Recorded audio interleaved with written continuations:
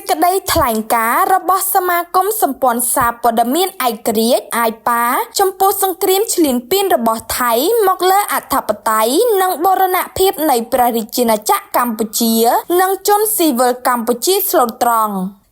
យើងខ្ញុំទាំងអស់គ្នាជាថ្នាក់ដឹកនាំនិងសមាជិកសមាជិកាសមាគមសម្ព័ន្ធសារព័ត៌មានឯករាជ្យសូមសម្ដែងនូវការសោកស្ដាយជាខ្លាំងចំពោះទង្វើរបស់កងទ័ពថៃជាបន្តបន្ទាប់ក្នុងចេតនាបង្កសង្គ្រាមជាមួយកម្ពុជាដើម្បីបំពេញមហិច្ឆតាឈ្លានពាននិងនយោបាយរបស់មនុស្សមួយក្រុមក្នុងនាមជាអង្គការសង្គមស៊ីវិលក្នុងស្រុកដែលធ្វើសកម្មភាពទៅលើវិស័យសារព័ត៌មាននិងមានអង្គភាពជាង80អង្គភាពជាសមាជិកសមាគមសម្ព័ន្ធសារព័ត៌មានឯករាជ្យ AIPA បានតាមដានយ៉ាងយកចិត្តទុកដាក់បំផុតជុំវិញការផ្ទុះឡើងវិញជាថ្មីនៅបញ្ហាជម្លោះព្រំដែនរវាងកម្ពុជានិងថៃចាប់ពីថ្ងៃទី7ខែធ្នូឆ្នាំ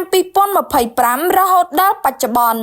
សមាគមសម្ព័ន្ធសារព័ត៌មានឯករាជ្យAIPA ពិនិត្យឃើញថាកងទ័ពថៃបានបើកការឈ្លានពានយ៉ាងឃោរឃៅមកលើអធិបតេយ្យនិងបូរណភាពនៃព្រះរាជាណាចក្រកម្ពុជានិងប្រជាជនស៊ីវិលកម្ពុជាស្លូតត្រង់ដោយប្រើប្រាស់សពាវុធតូចធំយន្តហោះចម្បាំងនាវាចម្បាំងផ្សែងពុលព្រមទាំងគ្រាប់បែកចង្កោមបណ្ដាលឲ្យប្រជាជនស៊ីវិលកម្ពុជាស្លូតត្រង់បាត់បង់ជីវិតនិងរងរបួសយ៉ាងច្រើនព្រមទាំងបានបំផ្លិចបំផ្លាញហេដ្ឋារចនាសម្ព័ន្ធស៊ីវិលរួមមានដូចជាផ្ទះសម្បែងមន្ទីរពេទ្យសាលារៀនស្ពានផ្លូវថ្នល់វត្តអារាមនិងបំផ្លាញប្រាសាទបុរាណដែលជាសម្បត្តិបេតិកភណ្ឌពិភពលោកក្នុងនោះដែរប្រជាជនកម្ពុជាជាង60,000នាក់ដែលមានទាំងចាស់ជរាស្ត្រីកុមារនិងសិស្សានុសិស្សត្រូវបានចាក់ចោលផ្ទះសម្បែងនិងសាលារៀនដើម្បីគេចចេញពីគ្រាប់កាំភ្លើង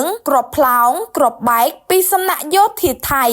ការឈ្លានពានយ៉ាងឃោរឃៅរបស់កងទ័ពថៃនេះគឺជាឧក្រិដ្ឋកម្មសង្គ្រាមជាឧក្រិដ្ឋកម្មប្រឆាំងមនុស្សជាតិនិងជាសកម្មភាពរំលោភលើសិទ្ធិមនុស្សយ៉ាងធ្ងន់ធ្ងរបំផុតរួមមានសិទ្ធិរស់រានមានជីវិតសិទ្ធិមានសុវត្ថិភាពផ្ទាល់ខ្លួនសិទ្ធិលើទ្រព្យសម្បត្តិសិទ្ធិទទួលបានការអប់រំដែលសិទ្ធិទាំងអស់នេះត្រូវបានធានាយ៉ាងពេញលេញដោយច្បាប់សិទ្ធិមនុស្សអន្តរជាតិការឈ្លានពាន